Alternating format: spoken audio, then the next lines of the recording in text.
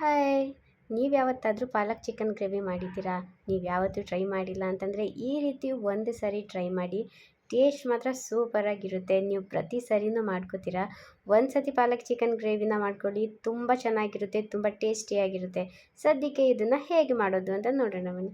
ಇಲ್ಲಿ ನನ್ನ ಮಗ ಹಾಯ್ ಮಮ್ಮಿ ನಾವು ಚಿಕನ್ ಗ್ರೇವಿ ಮಾಡೋಣ ಅಂತ ಹೇಳಿದ್ರೆ, ಹ್ಞೂ ಮಾಡೋಣ ಓಕೆ ಡನ್ ಅಂತ ಹೇಳ್ದ. ಸದ್ಯಕ್ಕೆ ಇವಾಗ ನಾನು ವಾಶ್ ಮಾಡಿ ಇಟ್ಕೊಂಡಿರುವಂತಹ ಚಿಕನ್ಗೆ ಹಾಫ್ ಲೆಮನ್ ಜ್ಯೂಸನ್ನ ಸೇರಿಸ್ಕೊತಾ ಇದ್ದೀನಿ. ಇದು ಆ್ಯಕ್ಚುಲಿ ನನ್ನ ಅಕ್ಕ ನನಗೆ ಹೇಳ್ಕೊಟ್ಟಿದ್ದ ಟಿಪ್ಪು. ಲೆಮನ್ನ ಮತ್ತು ಸಾಲ್ಟನ್ನು ಸ್ವಲ್ಪ ಮ್ಯಾರಿನೇಟ್ ಮಾಡಿ ಚಿಕನ್ ಇಟ್ಬಿಟ್ರೆ ಟೇಸ್ಟ್ ಸೂಪರಾಗಿ ಬರುತ್ತೆ ಅಂತ.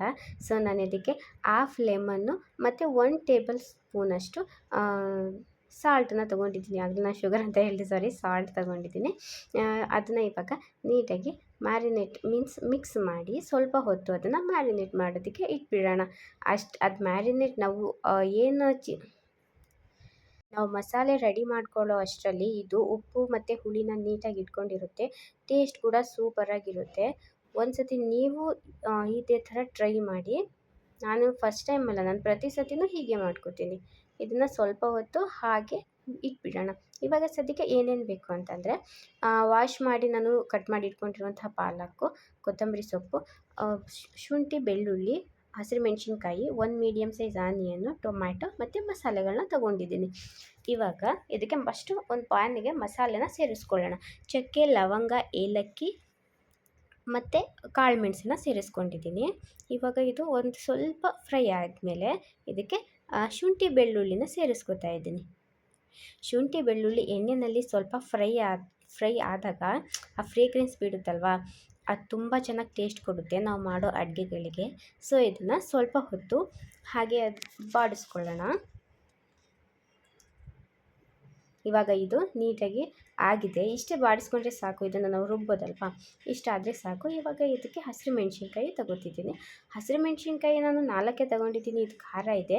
ನೀವು ಖಾರ ನೋಡಿ ಬೇಕಾದರೆ ಎಷ್ಟು ಬೇಕೋ ಅಷ್ಟು ತೊಗೋಬೋದು.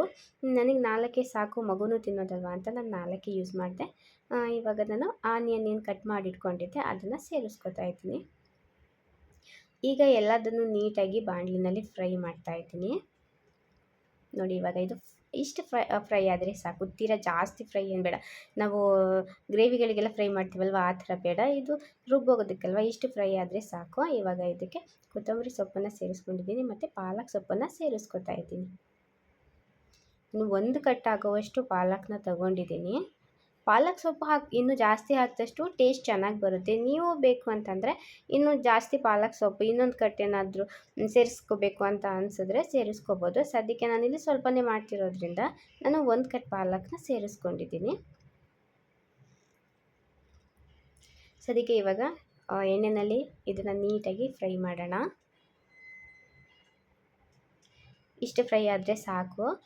ಇವಾಗ ನಾನು ಇದಕ್ಕೆ ಸ್ವಲ್ಪ ತುರಿದು ಇಟ್ಕೊಂಡಿದ್ದಂತಹ ಕಾಯಿನ ಸೇರಿಸ್ಕೊತಾ ಇದ್ದೀನಿ. ಕಾಯಿ ಆಪ್ಷನಲ್ಲು, ನೀವು ಬೇಕು ಅಂತಂದರೆ ಸೇರಿಸ್ಕೋಬೋದು. ಗ್ರೇವಿ ಸ್ವಲ್ಪ ಜಾಸ್ತಿ ಬೇಕು, ಜಾಸ್ತಿ ಜನ ಇದ್ದಾರೆ ಮನೆಯಲ್ಲಿ ಅಂತ ಹೇಳಿದ್ರೆ ಈ ಕಾಯಿನ ಸೇರಿಸ್ಕೊಳ್ಳಿ. ಇಲ್ಲ ನಮಗೆ ಸ್ವಲ್ಪನೇ ಇದ್ದರೆ ಸಾಕು ಅಂತ ಹೇಳಿದರೆ ಕಾಯಿ ಆಪ್ಷನಲ್ಲು, ಬೇಕಂದರೆ ಯೂಸ್ ಮಾಡ್ಬೋದು, ಬೇಡ ಅಂತಂದರೆ ಬಿಡ್ಬೋದು. ಬಟ್ ನಾನಿಲ್ಲಿ ಸೇರಿಸ್ಕೊಂಡಿದ್ದೀನಿ. ಸೊ ಇವಾಗ ಅದನ್ನು ನೀಟಾಗಿ ಫ್ರೈ ಮಾಡ್ಕೊಳ್ಳೋಣ. ಕಾಯಿ ಏನು ಜಾಸ್ತಿ ಫ್ರೈ ಆಗೋದು ಬೇಡ, ಒಂದು 2 ಮಿನಿಟ್ಸ್ ಬಾಡಿಸಿದ್ರೆ ಸಾಕು ಲೋ ಫ್ಲೇಮಲ್ಲಿ. ಇವಾಗ ಇದನ್ನು ನಾನು ಆಫ್ ಮಾಡ್ಕೋತಾ ಇದ್ದೀನಿ. ಇಷ್ಟ ಆಗಿದೆ, ಆಫ್ ಮಾಡಿದ್ದೀನಿ. ಇದು ಸ್ವಲ್ಪ ತಣ್ಣಗಾಗಬೇಕು. ತಣ್ಣಗಾದಮೇಲೆ ನೋಡಿ ಈ ಥರ ಗ್ರೈಂಡ್ ಮಾಡಿ ಇಟ್ಕೊಂಡಿದ್ದೀನಿ.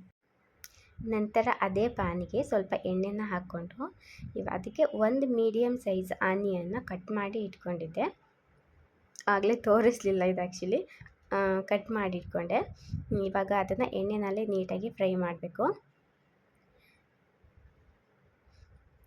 ಇವಾಗ ಇದು ಫ್ರೈ ಆಗಿದೆ ಅಲ್ವಾ, ಇದಕ್ಕೆ ಇವಾಗ ನಾವು ಏನು ಮ್ಯಾರಿನೇಟ್ ಮಾಡಿ ಇಟ್ಕೊಂಡಿದ್ವಲ್ವ ಚಿಕನ್ನು, ಉಪ್ಪು ಮತ್ತು ಲೆಮನ್ನು ಸೇರಿಸಿ ಇದನ್ನು ಇವಾಗ ಅದಕ್ಕೆ ಸೇರಿಸ್ಕೊಂಡೆ. ಇವಾಗ ಇದನ್ನು ನೀಟಾಗಿ ಮಿಕ್ಸ್ ಮಾಡ್ಕೊಳ್ಳೋಣ. ನಾವು ಫಸ್ಟೇ ಉಪ್ಪು ಹಾಕೋದ್ರಿಂದ ಚಿಕನ್ ತಿಂದಾಗ ಅದು ಫ್ಲೇವರ್ ಸಿಗುತ್ತೆ ನಮಗೆ. ಇಲ್ಲಾಂತಂದರೆ ಬರೀ ಚಿಕನ್ನು ಮೇಲ್ಗಡೆ ಅಷ್ಟೇ ಉಪ್ಪಿರುತ್ತೆ. ನಾವು ಇದನ್ನು ಮ್ಯಾರಿನೇಟ್ ಮಾಡಿಕೊಳ್ಳಿಲ್ಲ ಅಂತಂದರೆ ಅಷ್ಟೊಂದು ಟೇಸ್ಟ್ ಸಿಗೋಲ್ಲ. ಹಾಗಾಗಿ ಇದನ್ನು ಮೊದಲೇ ಮ್ಯಾರಿನೇಟ್ ಮಾಡಿ ಇಟ್ಕೊಂಡ್ರೆ ಟೇಸ್ಟ್ ಚೆನ್ನಾಗಿರುತ್ತೆ. ಇವಾಗ ಇದಕ್ಕೆ ನಾವು ರುಬ್ಬಿಟ್ಕೊಂಡಿದ್ವಲ್ವ ಪಾಲಕ್ ಮಸಾಲೆಗಳು, ಅದನ್ನು ಸೇರಿಸ್ಕೊತಾ ಇದ್ದೀನಿ. ನೋಡಿ ನಾನು ನೀರು ಸೇರಿಸ್ಕೊತಾ ಇಲ್ಲ, ಯಾಕಂತಂದರೆ ಚಿಕನ್ನಲ್ಲೇ ನೀರು ಬಿಡುತ್ತೆ, ಹಾಗಾಗಿ ನಾನು ನೀರು ಸೇರಿಸ್ಕೊತಾ ಇಲ್ಲ. ಇವಾಗ ಇದನ್ನು ನೀಟಾಗಿ ಮಿಕ್ಸ್ ಮಾಡ್ಕೊಳ್ಳೋಣ.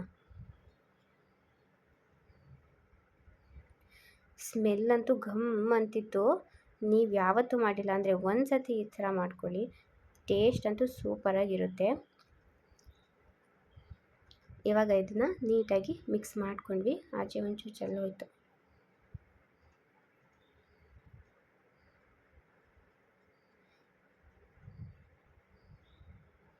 ನೀಟಾಗಿ ಮಿಕ್ಸ್ ಆದಮೇಲೆ ಇದನ್ನು ಒಂದು ಸ್ವಲ್ಪ ಹೊತ್ತು ಹಾಗೆ ಬೇಯೋದಕ್ಕೆ ಇಟ್ಬಿಡೋಣ. ನೋಡಿ ನಾನು ಬೇಯೋದಕ್ಕೆ ಇಟ್ಟಿದ್ದೆ 2 ಮಿನಿಟ್ಸ್ 2 ಮಿನಿಟ್ಸ್ ಬೆಂದ ಮೇಲೆ ಇದಕ್ಕೆ ನಾವು ಏನು ರುಬ್ಬಿಟ್ಕೊಂಡಿದ್ವಲ್ಲ ಆ ಟೊಮ್ಯಾಟೊನ ಸೇರಿಸ್ಕೊತಾ ಇದ್ದೀನಿ. 1 ಮೀಡಿಯಮ್ ಸೈಜ್ ಟೊಮ್ಯಾಟೊ ಅಷ್ಟೇ ತೊಗೊಂಡಿದ್ದು.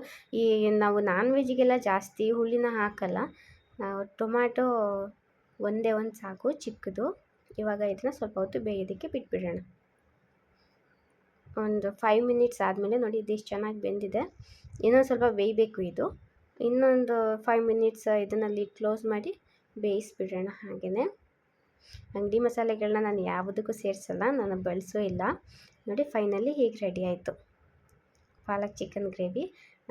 ಗ್ರೇವಿ ಕೂಡ ಅಷ್ಟೇ ತಿಕ್ಕಾಗಿದೆ, ಬೆಂದರೆ ಅದೇ ತಿಕ್ಕಾಗೇ ಬರುತ್ತೆ ಗ್ರೇವಿ. ನೀರನ್ನು ಸೇರಿಸಿಲ್ಲ ಅಂತಂದ್ರೂ ಗ್ರೇವಿನೂ ಚೆನ್ನಾಗಿ ಬಂದಿದೆ. ನೋಡಿ ಎಷ್ಟು ಚೆನ್ನಾಗಿ ಬಂದಿದೆ. ಪೂರಿ, ಚಪಾತಿ, ರೈಸ್ ಜೊತೆಗೆಲ್ಲ ಸೂಪರಾಗಿರುತ್ತೆ. ನೀವು ನನ್ನ ಚಾನಲ್ನ ಫಸ್ಟ್ ಟೈಮ್ ನೋಡ್ತಿದ್ರೆ ದಯವಿಟ್ಟು ಸಬ್ಸ್ಕ್ರೈಬ್ ಮಾಡ್ಕೊಳ್ಳಿ. ಪಾಲಕ್ ಚಿಕನ್ ಗ್ರೇವಿನ ಒಮ್ಮೆ ಮಾಡಿಕೊಂಡು ತಿನ್ಕೊಳ್ಳಿ. Thank you.